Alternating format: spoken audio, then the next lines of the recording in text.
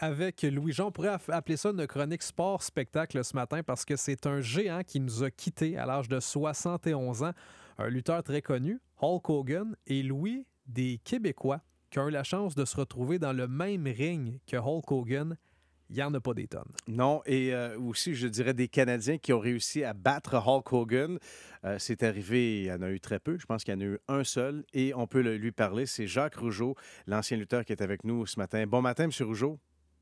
Bon matin à vous deux. Comment on se sent? C'est quoi les émotions à la suite de ce décès-là qui semble avoir vraiment ébranlé vraiment tout le monde du lutte? Ben, disons, mieux aujourd'hui qu'hier.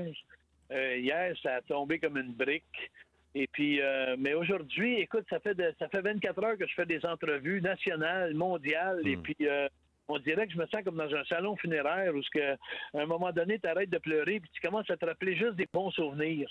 Et puis, donc, c'est moins douloureux ce matin. Mais vous savez, c'est toute une perte parce que Hulk Hogan, c'était pas juste un confrère de travail, c'était un ami à moi.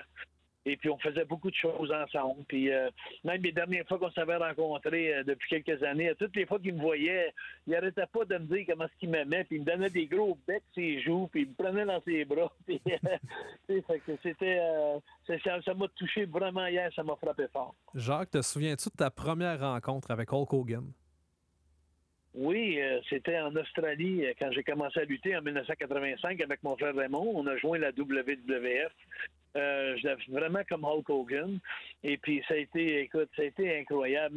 Mais tu sais, mon séjour avec lui, ça a été tellement grandiose. Puis, je vais juste prendre 2 minutes pour mettre les choses en contexte. C'est que, tu sais, si la lutte est allée comme elle est aujourd'hui, puis s'il y a des John Cena, puis il y a des The Rock, puis il y a eu des Steve Austin, Stone Cold, vous savez, c'est tout grâce à Hulk. Quand ça a commencé à WrestleMania 3, quand il faut donner crédit, ou ce que crédit est dû à Vince McMahon, qui avait fait WrestleMania 3 au Pontiac Silverdome devant 94 000 personnes. Il avait soulevé le géant Jean Ferré. Il avait lutté contre Jean Ferré. Puis ça avait été vu sur télé à la carte. Puis ça avait été un record mondial dans un événement intérieur. 94 000 personnes. Puis on était là, moi et Raymond, sur cette carte-là, ce soir-là. Ça a changé le monde de la lutte. Et ça les a emmenés dans un niveau absolument incroyable. Puis vous savez, je fais toujours référence à ça. Je me dis toujours, tu peux avoir la plus belle maison qu'il n'y a pas sur une colline, mais si ta maison, elle n'a pas une bonne fondation, elle va s'écrouler. Puis aujourd'hui, la lutte, la WWE devrait s'apercevoir que leur fondation, c'est Hulk Hogan. C'est quand la dernière fois que vous lui avez parlé? Ben moi, je l'ai vu il n'y a pas longtemps. J'étais à Clearwater parce que là, on a des nouvelles ceintures de championnat, des ceintures authentiques. On a des machines arcade qui se promènent maintenant à travers de la planète. On est 4. Il y a Edge, il y a GSP, Georges Saint-Pierre, il y a moi puis Hulk, un gars de compagnie de New York qui a parti ça dans les arcades. Puis on signait des ceintures ensemble, justement. Et puis... Et que je suis allé aussi, il n'y a pas longtemps, il y a à peu près 4-5 mois, à son karaoké. Il y a un gros karaoké, il y a un karaoké à Clearwater, un bar qui s'appelle. Là. Puis écoute, c'est Hulk Hogan va toujours être... Moi, j'en reviens pas comment est-ce que, depuis 24 heures, je réalise comment est-ce qu'il a touché le monde. Écoute, quand on pense à Rocky, tu sais, les films qu'il a fait avec Rocky, il était aussi... bras droit de Donald Trump qui a parlé de lui hier. Ouais.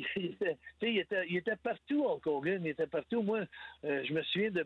Puis même quand j'allais lutter, c'était assez spécial. Quand on a lutté dans WWF, puis on était dans le vestiaire, puis Hulk Hogan arrivait dans le vestiaire.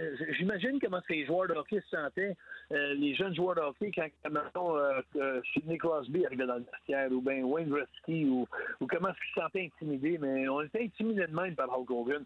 Je me souviens en Australie, quand on a commencé, il y avait des 5000 personnes qui l'attendaient à l'aéroport, puis ils sortaient de l'aéroport avec son bandana jaune. Il y avait la sécurité qui le protégeait. C'était des 20 000 personnes à toutes les soirs, dans toutes les arénas, 25 soirs par mois. C'était sold out d'avance. Hulkamania, c'était plus grand que nature. C'était gros, effectivement. Puis Hulk Hogan était un gentil presque toute sa carrière, mais il a changé de fédération. Ça, c'est les fans de lutte s'en souviennent. Il est passé de la WWF à la WCW, qui était le compétiteur. Puis soudainement, il est devenu un méchant à un moment donné avec la NWO, avec Scott Hall et Kevin Nash. Et puis, dans ces circonstances-là, Jacques, tu as eu la chance de vivre sans aucun doute le plus gros combat de ta carrière ici, devant tes partisans au Centre Bell qui s'appelait Centre Molson dans le temps. C'est incroyable. Hein? Quand tu me rappelles ces souvenirs-là, j'ai des frissons. Écoute, quelle opportunité que ça a été pour moi, le fait qu'il a accepté de venir lutter avec moi à Montréal. Et puis, je vais toujours me rappeler, écoute, j'ai des anecdotes. Je peux te dire que oui, je me rappelle très bien quand je l'ai battu, puis c'est le Canadien qui l'a battu, mais j'ai une anecdote qui est encore meilleure que ça. Je vais toujours me rappeler la monture qu'on a faite de ce combat-là. Un mois avant, j'étais à Orlando, puis je faisais une entrevue pour le combat à Montréal qui s'en venait moi, contre Hogan. Puis Hogan a rentré en plein milieu de mon entrevue, il m'a coupé. Puis il m'a sacré une claque en arrière de la tête. Fait que là, je suis arrivé, moi, à Montréal, la journée du show à Montréal, le 11 avril 1997. J'avais TVA, CFCF3, j'avais tous les médias qui l'attendaient à l'aéroport, puis avec une limousine en avant. Puis moi, j'étais dans la limousine cachée en arrière.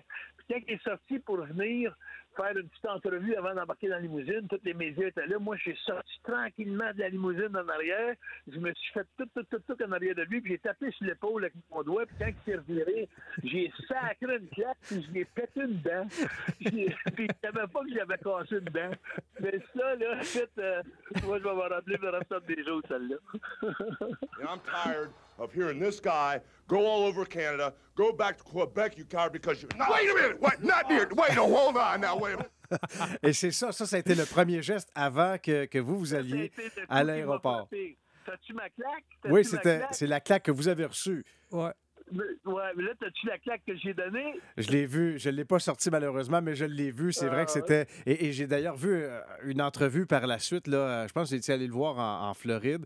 Puis il a dit, c'est là qu'il avait dit, c'est la claque la plus forte que j'ai jamais reçue de ma vie. Ouais, c'est tellement drôle. Puis même quand j'étais à son karaoke, puis quand j'allais le voir dans son Hollywood, son magasin, à toutes les fois que je rentrais, « Oh no, brother, I had enough of you! » Puis il me faisait bien paraître partout. Puis, mais il m'adorait. Puis quand j'ai parlé à Jimmy Hart hier, parce que hier, j'étais sur le choc. Puis vous savez que Jimmy Hart, c'était mon gérant de lutte à Crémont, les fabuleux frères Rougeau. Jimmy Hart, c'était notre gérant. Puis quand j'étais de Mountie aussi, Jimmy Hart, c'était mon gérant. Mais dans la vraie vie de tous les jours, Jimmy Hart était gérant de Hulk. C'est lui qui bouquait ses Comic-Con, ses apparitions publiques. Puis on était très proches les trois ensemble. Puis quand j'ai appelé Jimmy hier, c'est drôle, hein? La minute que Jimmy répond, il a tout de suite répondu quand je l'ai appelé. Puis là, Jacques, il dit Hulk is gone. Puis là, on s'est mis à pleurer pour à peu près 15-20 secondes, moi puis lui.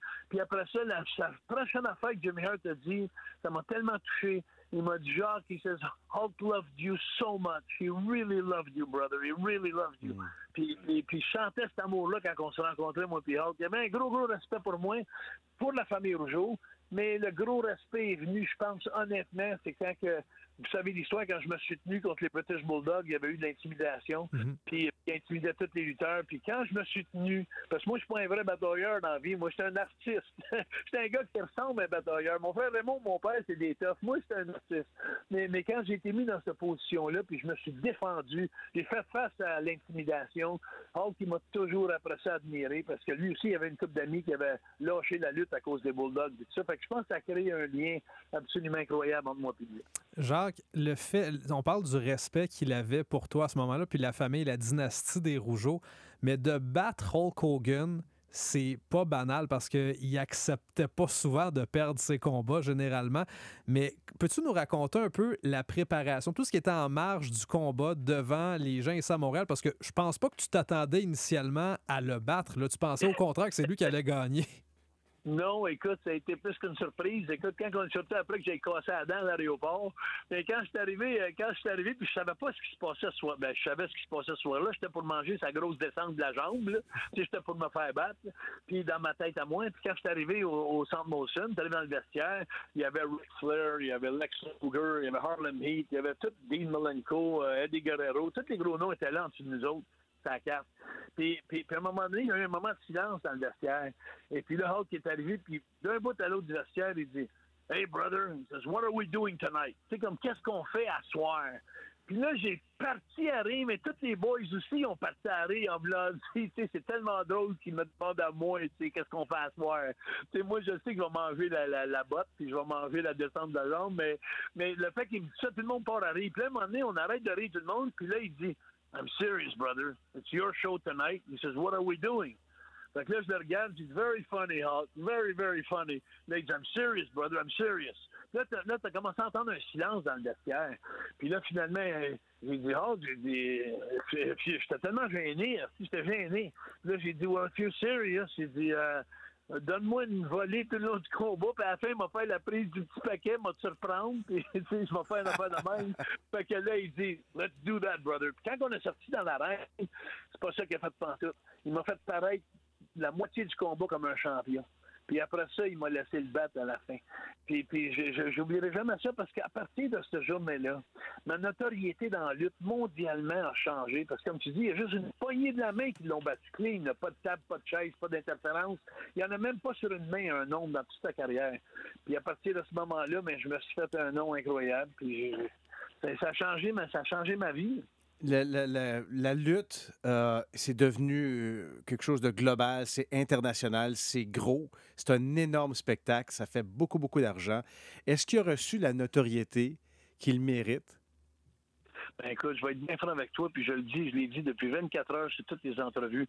Je prends toujours cet exemple-là. Tu peux avoir une belle maison sur une colline, mais si la maison n'a pas une bonne fondation, elle va s'écrouler. Puis la lutte aujourd'hui, les John Cena, les Stone Cold Steve Austin, The Rock, puis tout ça, là, ils peuvent bien se revirer puis regarder dans le miroir puis dire que s'ils sont là aujourd'hui, c'est à cause un peu de Vince McMahon puis Hulk Hogan à WrestleMania 3, quand Hulk Hogan a levé le géant Jean Ferré puis il l'a battu devant 94 000 personnes.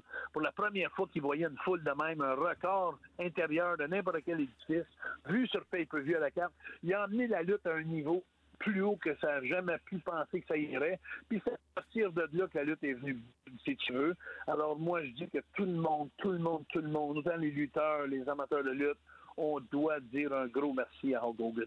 Jacques, toutes nos condoléances. Merci beaucoup d'avoir été avec nous aujourd'hui. Puis merci aussi de nous avoir fait sourire avec des belles anecdotes, des belles histoires comme ça que tu nous as racontées. Ah, mais merci à vous. Puis j'aimerais aussi, moi, donner mes condoléances à tous les vrais fans de lutte. Je sais qu'on est en deuil en ce moment, mais gardez un bon souvenir de Hulk, s'il vous plaît. Message entendu. À bientôt. Merci. Merci beaucoup. C'était le lutteur Jacques Rougeau, le Mountie. Ça remonte dans le temps, aux membres des Fabulous. Oui, les Québécois avec PCO dans le temps, mais avant ça, les Fabulous Rougeau Brothers avec son frère Raymond qui a cumulé plusieurs ceintures dans la WWF à l'époque.